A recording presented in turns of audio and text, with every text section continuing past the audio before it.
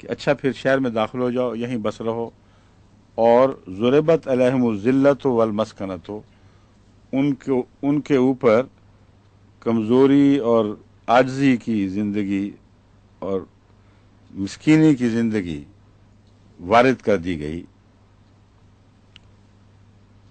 ذلت کا مطلب ذلت ہے، ظاہر ہے اردو میں بھی وہی لفظ ہے۔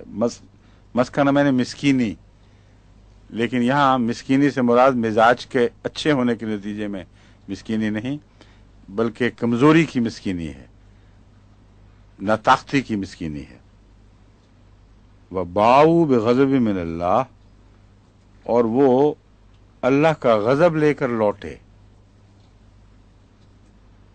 ذَلِكَ بِأَنَّهُمْ كَانُوا يَكْفُرُونَ بِآيَاتِ اللَّهِ وَيَقْتُلُونَ النَّبِيِّينَ بِغَيْرِ الْحَقِّ ذَلِكَ بِمَا عَصَوْا وَكَانُوا يَعْتَدُونَ،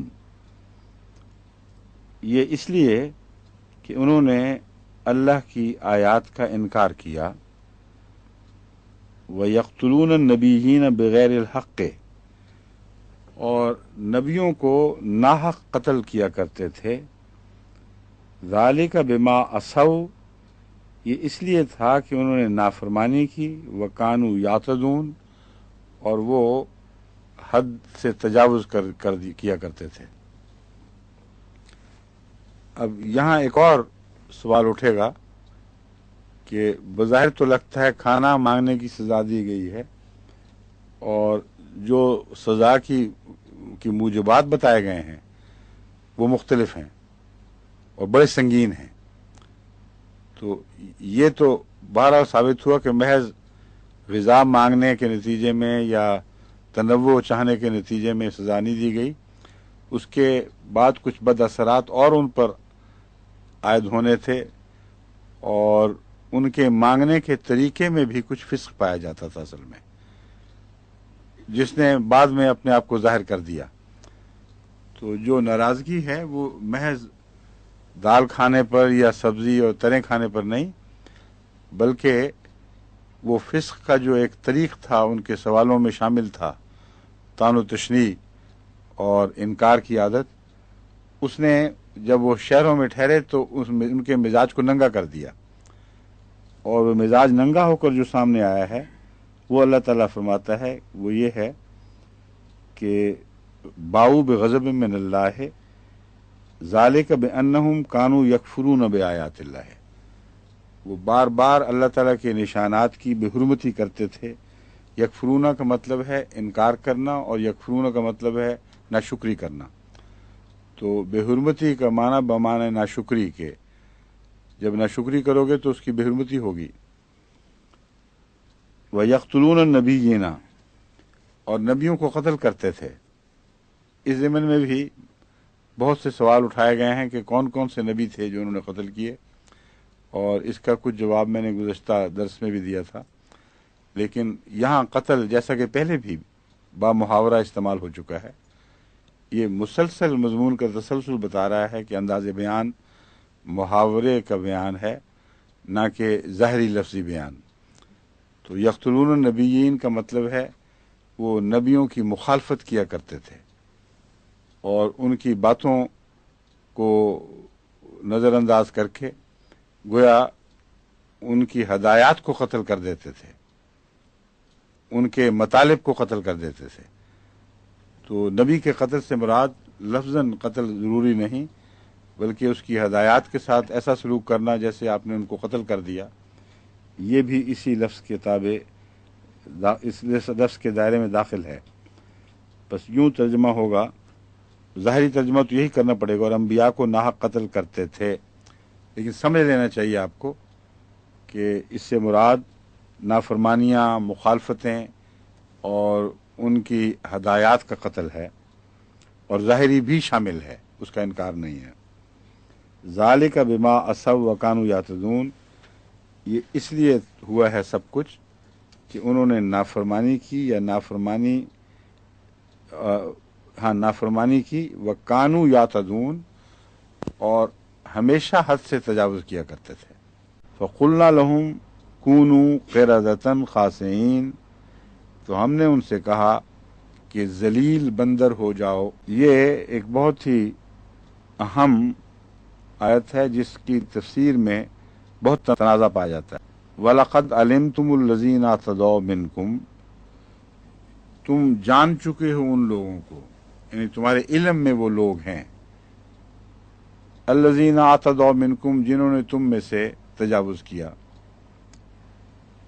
کس بارے میں؟ سبت کے بارے میں، یعنی ہفتے کو جو شکار وغیرہ سے پرہیز کی تعلیم تھی اسے نظر انداز کر دیا، اور جھوٹے بہانوں کے ذریعے تم پھر بھی مچھلیاں پکڑتی رہے، جبکہ وہ سمجھتی تھیں کہ خدا کے عہد کے نتیجے میں امن میں آ چکے ہیں۔ ایسی صورت میں عہد شکنی کی سزا تمہیں کیا ملی؟ جن لوگوں نے یہ کیا ان کو سزا یہ دی گئی، کہا گیا کونو قردۃ خاسئین، تم ہو جاؤ ذلیل بندر۔ اب بہت سے علماء یہ تفسیروں میں لکھ چکے ہیں کہ ایک ایسا واقعہ ہوا تھا کہ ایک بستی کے سارے یہودی بندر بن گئے تھے اور ان کے دروازے بند کر دیے گئے تھے بستی کے، تاکہ وہ نکل کے باہر نہ جا سکیں اور نہ کوئی باہر سے آ سکے، کیونکہ تاریخ میں اس کا کوئی ثبوت جو نہیں ملتا۔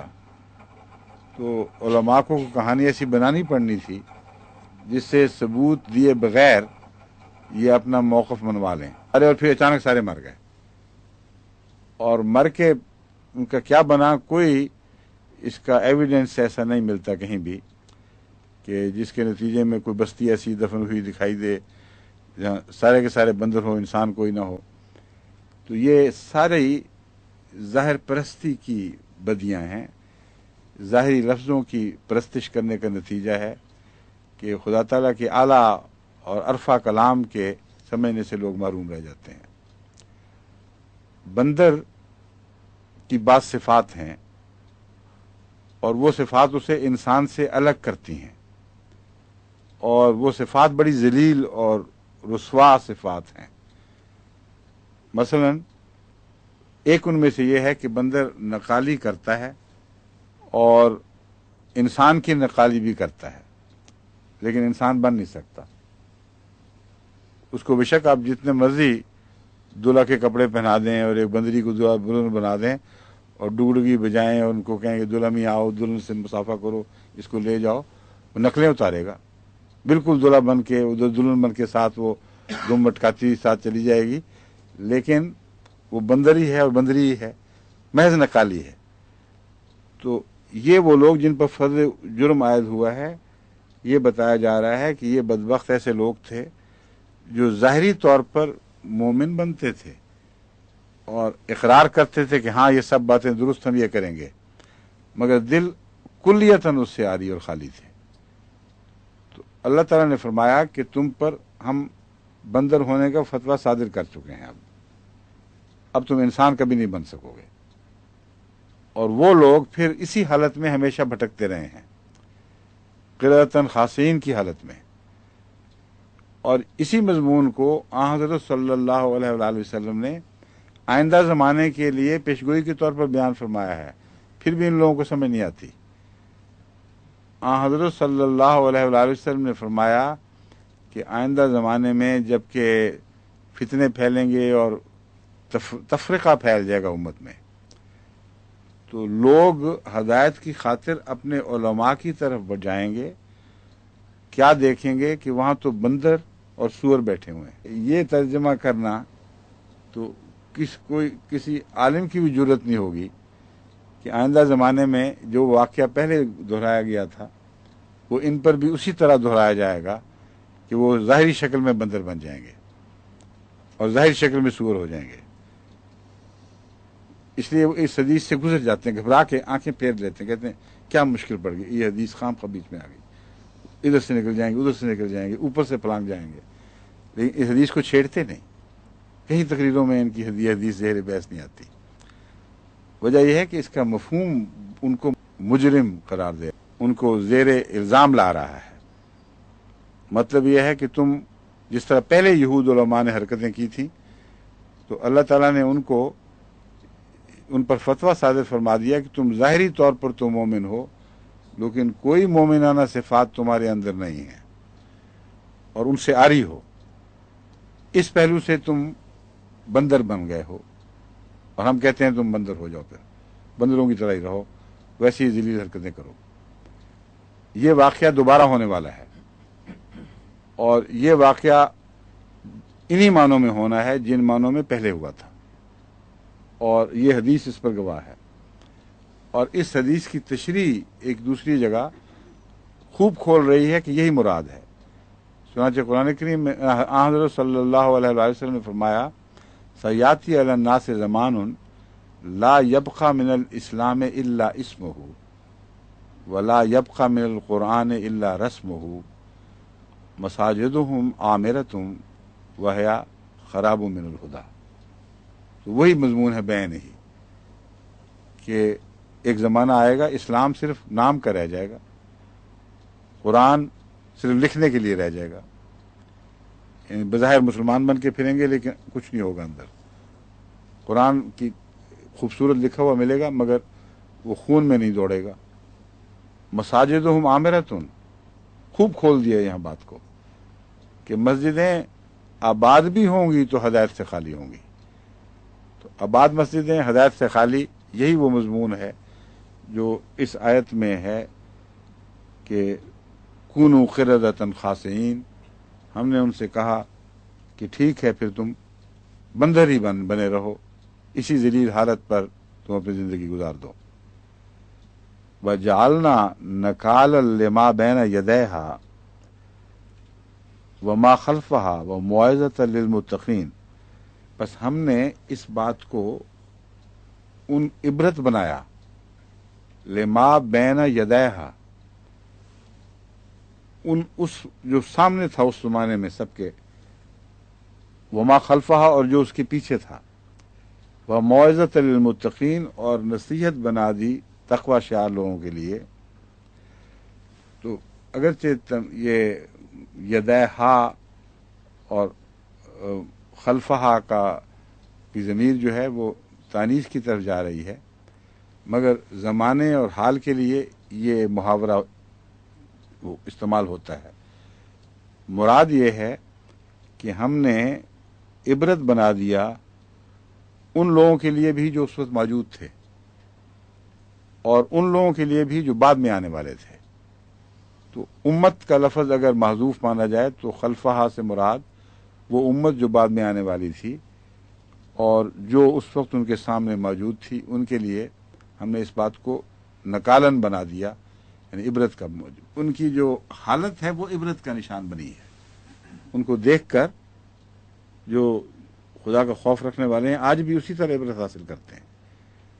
ان کو اب دیکھیں کتنے جو یہودی علماء ہیں اور اپنے مذہب پر سخت گیری سے عمل کرنے والے، بالکل کھوکھلے اور خالی ہیں، نہ ان کے چہروں پر نور، نہ ان کے عمل میں کوئی انسانیت کی قدریں۔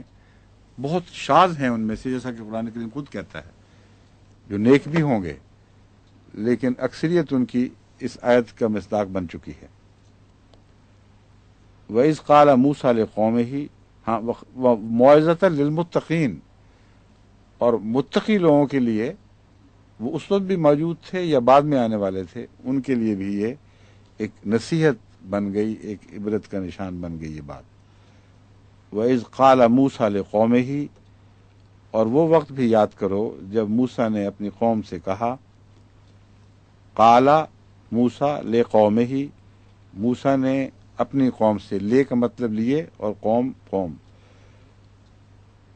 ان اللہ یامرکم، یقیناً اللہ تعالی، یامرکم ان تذبحوا بقرہ، حکم دیتا ہے، فعل مضارع یامرو، امرہ کا مطلب حکم دیا، یامرو کا مطلب حکم دیتا ہے، ان تذبحوا بقرہ، کہ تم ایک خاص گائے کو ذبح کرو۔ بقرہ نکرہ ہے، یعنی ایک گائے کو، مگر یہاں یہ مراد نہیں کہ کوئی ایک گائے پکڑ لو اور اس کو ذبح کر دو۔ یہاں ایسی گائے کو ذبح کرو جو تمہارے نزدیک عظمت اختیار کیے ہوئے ہے، کیونکہ نکرہ کا لفظ عربی میں عام معنوں میں بھی استعمال ہوتا ہے اور بہت خاص معنوں میں بھی. مثلا ہم کہتے ہیں وہ شہروں میں ایک شہر ہے، تو ایک شہر ایک عام لفظ ہے، لیکن جب ایک خاص شان کے ساتھ کسی شہر کو خراج تحسین پیش کرنا ہو تو کہتے ہیں وہ شہروں میں ایک شہر ہے، وہ جوانوں میں ایک جوان ہے. بس اس پہلو سے قرآن کریم میں بھی عربی زبان کے لحاظ سے نکرے کا لفظ بعض دفعہ غیر معمولی شان کے اظہار کے لیے، عظمت کے اظہار کے لیے آتا ہے.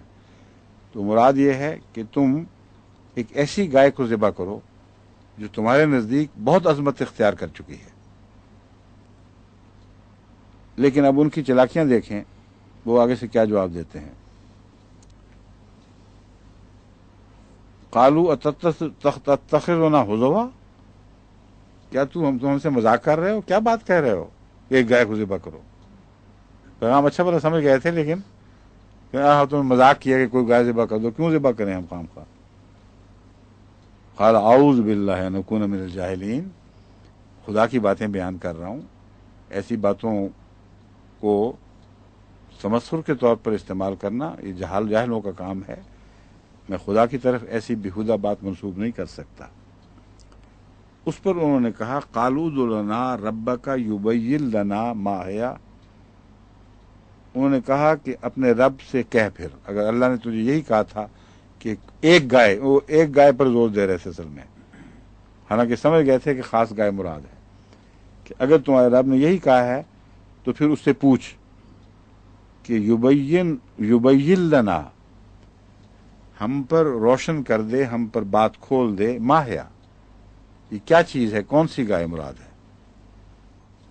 قال انہ یقول، اس پر حضرت موسیٰ نے کہا وہ یہ فرماتا ہے، یعنی اللہ تعالیٰ، انہا بقرتن، وہ ایک ایسی گائے ہے، لا فارض ولا بکر، نہ تو وہ بوڑھی ہے نہ بچی.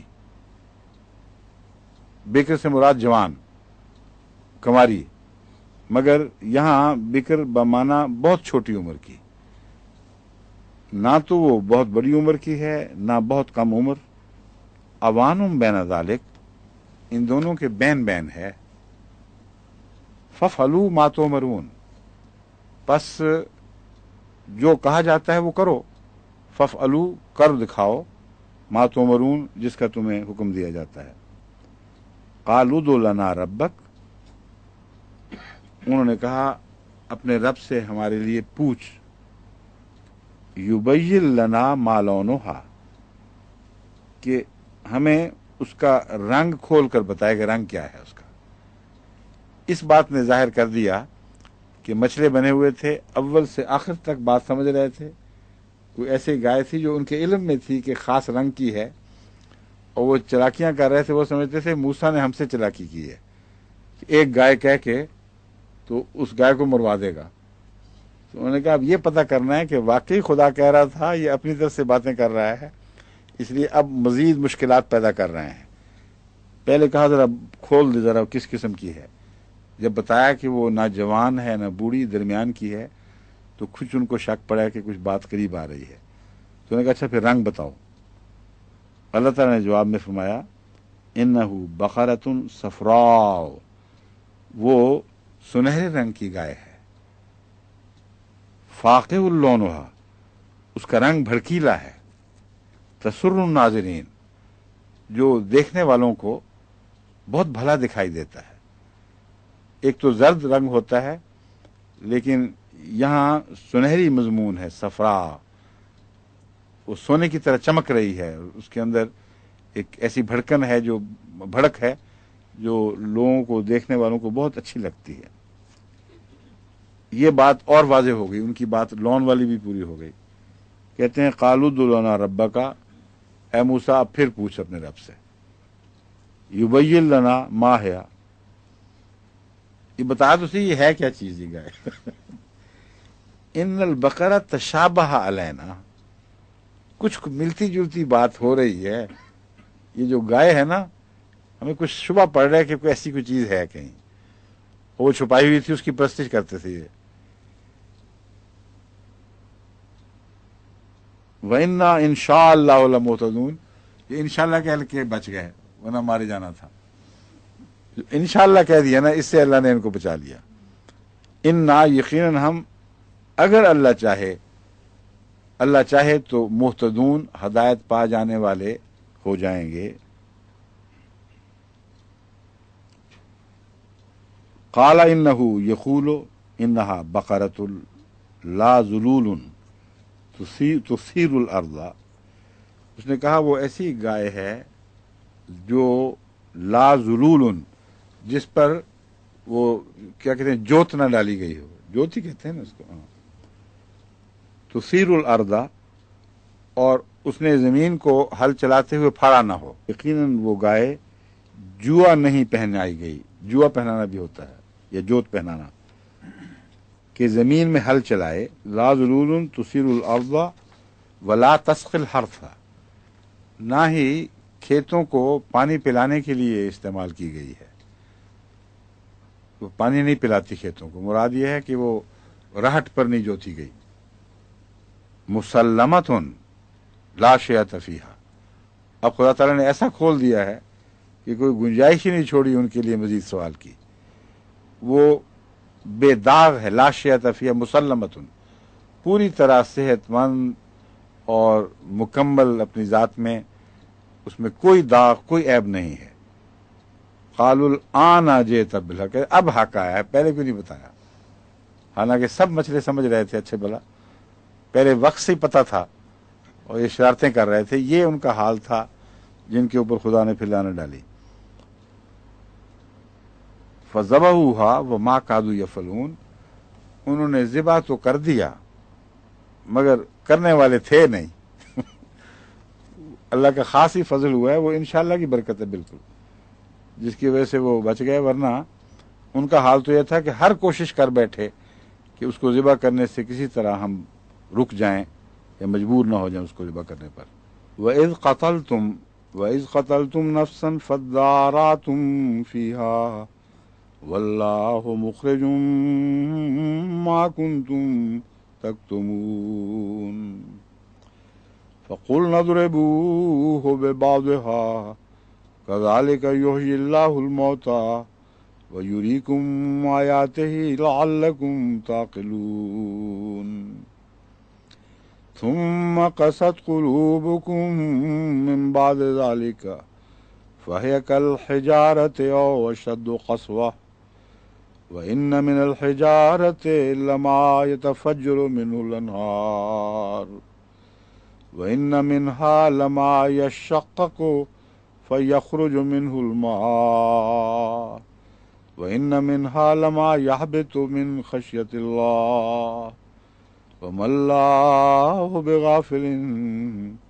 عَمَّا تَعْمَلُونَ أَفَتَطْمَعُونَ أَنْ يُؤْمِنُوا لَكُمْ وَقَدْ كَانَ فَرِيقٌ مِّنْهُمْ يَسْمَعُونَ كَلَامَ اللَّهِ ثُمَّ يُحَرِّفُونَهُ مِنْ بَعْدِ مَا عَقَلُوهُ وَهُمْ يَعْلَمُونَ وَإِذَا لَقُوا الَّذِينَ آمَنُوا قَالُوا آمَنَّا وَإِذَا خَلَا بَعْضُهُمْ إِلَى بَعْضٍ قَالُوا أَتُحَدِّثُونَهُم بِمَا فَتَحَ اللَّهُ عَلَيْكُمْ لِيُحَاجُّوكُم بِهِ عِندَ رَبِّكُمْ فَلَا تَعْقِلُونَ. وَإِذْ قَتَلْتُمْ نَفْسًا، اور وہ وقت بھی یاد کرو جب کہ تم نے ایک جان کو قتل کر دیا. یہاں نفسن کا مضمون وہی ہے جو بقرہ کا ہے، وہاں بھی نکرہ تھا، نفس کے لیے نکرہ استعمال ہوا ہے، یعنی ایک خاص جان کو جو غیر معمولی اہمیت رکھتی تھی. فَادَّارَأْتُمْ فِيهَا، پھر تم نے اس کے متعلق اختلاف شروع کر دیے. وَاللَّهُ مُخْرِجٌ مَا كُنْتُمْ تَكْتُمُونَ، اور اللہ تعالیٰ ضرور اسے نکالے گا، نکالنے والا ہے جو تم اس بارے میں چھپاتے رہے ہو. فَقُلْنَا اضْرِبُوهُ بِبَعْضِهَا، بس ہم نے کہا اس کی مثال ڈھونڈو اس جیسی دوسری باتوں میں. كَذَلِكَ يُحْيِي اللَّهُ الْمَوْتَى، اسی طرح اللہ مردوں کو زندگی بخشتا ہے. व युरीकुम आयातिही लअल्लकुम ताक़िलून, और तुम्हें अपने निशान दिखाता है ताकि तुम अक्ल करो। अब यहाँ कुल नज़रिबूहु बिबाज़िहा वो आयत का हिस्सा है जिस पे जो वस्ती अज़मना के अज़मना वस्ता के उलमा जो हैं वो मुसिर हैं कि इससे मुराद ये है कि गोश्त के किस टुकड़े, कत्ल किए हुए शख्स के गोश्त के टुकड़े से दूसरे गोश्त के टुकड़े को मारो।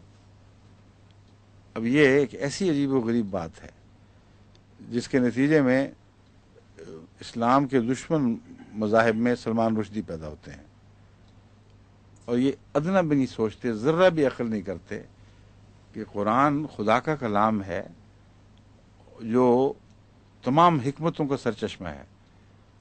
उससे ऐसा कलाम वारिद हो ही नहीं सकता जो उस फितरत के खिलाफ हो जो उसने खुद पैदा फरमाई है, उस अक्ल कुल के खिलाफ हो जो उससे इंसान को अता हुई है। और फिर ये सारी आयत इस मजमून को झुटला रही है जो वो ज़ाहिरी तर्जमा कर रहे हैं। हालांकि इससे पहले गुजर चुकी है मिसाल ज़रब की, इससे मुराद मिसाल बयान करना होता है। इन्नल्लाह ला यस्ताही अन यज़रिबा मसलन, कि एक मिसाल बयान करे। तो ज़रबुल मसल भी राइज है हमारी उर्दू में भी। तो ज़रब असल में मिसाल बयान करने को कहते हैं। तो अल्लाह ताला फरमाता है कि कत्ल हुआ है, किसने किया है, इसकी जुस्तजू में ऐसी मिसालें तुम्हारे काम आएंगी, क्योंकि क्रिमिनल एक ही तरह का क्राइम बार बार करता है और उसके क्राइम के स्टाइल में फ़र्क नहीं पड़ता। इसलिए हर मुजरिम का जो कि जुर्म के इर्तिकाब की तर्ज उसको पहचानने में मदद देती है, आज भी मदद देती है। इंतहाई साइंटिफिक ज़माने में जबकि बड़े बड़े साइंटिफिक आले इस्तेमाल किए जाते हैं, इस चीज़ को सबसे ज़्यादा अहमियत है। और पुलिस इंग्लिस्तान में हो या किसी और मगरबी तरक्की याफ्ता मुल्क, वहाँ खुसूसियत से मिसालें ढूंढ कर पहुँचती है। कहते हैं ऐसा एक कत्ल लंदन में हुआ है, एक ऐसा ही कत्ल यॉर्कशायर में हुआ था, और अगर हम वहाँ तहकीक करें तो हो सकता है लंदन वाले कत्ल का भी क्लू मिल जाए, और फिर पता चलता है कि मिडलैंड्स में किसी जगह वो हुआ था कत्ल। तो रिश्ते जब मिलते हैं तो छोटे छोटे जो उनको क्लूज कहते हैं, यानी निशान या इलामतें मिलती हैं, वो मुख्तलिफ जगह की इकट्ठी होकर एक ही कहानी को बनाती चली जाती हैं और तक़वियत देती जाती हैं। ये वो सबसे पहले कुरान करीम ने ये जराइम की शनाख्त और मुजरिम की तलाश का उसूल पेश फरमाया था नहायत आला दर्जे के कलाम में, कि जब तुमने एक जान को कत्ल कर दिया और मामला मशकूर था तो हमने कहा फ़कुल नज़रिबूहु बिबाज़िहा। ऐसे मुजरिम को नए पैदा नहीं हुए, ये तुम्हारी सोसाइटी में करते फिरते हैं ऐसे जराइम। और भी ऐसी मिसालें होंगी, उनको उनका ततब्बुर करो, उन पर गौर करो, तो तुम्हें इस मुजरिम की पहचान भी हो जाएगी, ये भी पकड़ा जाएगा या ग्रोह पकड़ा जाएगा। कज़ालिका युहयिल्लाहुल मौता, अल्लाह इस तरह मुर्दों को जिंदा करता है। और यहाँ युहयिल्लाहुल मौता का मुहावरा कुरान करीम में बहुत पाया जाता है, जिसका माना है कि किसी को मरने से बचाना। यानी अगर तुम अपने मुजरिमों की शनाख्त कर लो और पकड़ लो और हिकमत के साथ उनकी जुस्तजू करो, तो इससे कौम में से रफ्ता रफ्ता कत्ल उठने लगेगा, और कत्ल की वारदात पर लोगों को जुर्रत नहीं रहेगी। तो इस तरह अल्लाह ताला जिंदों को बचाएगा मौत से।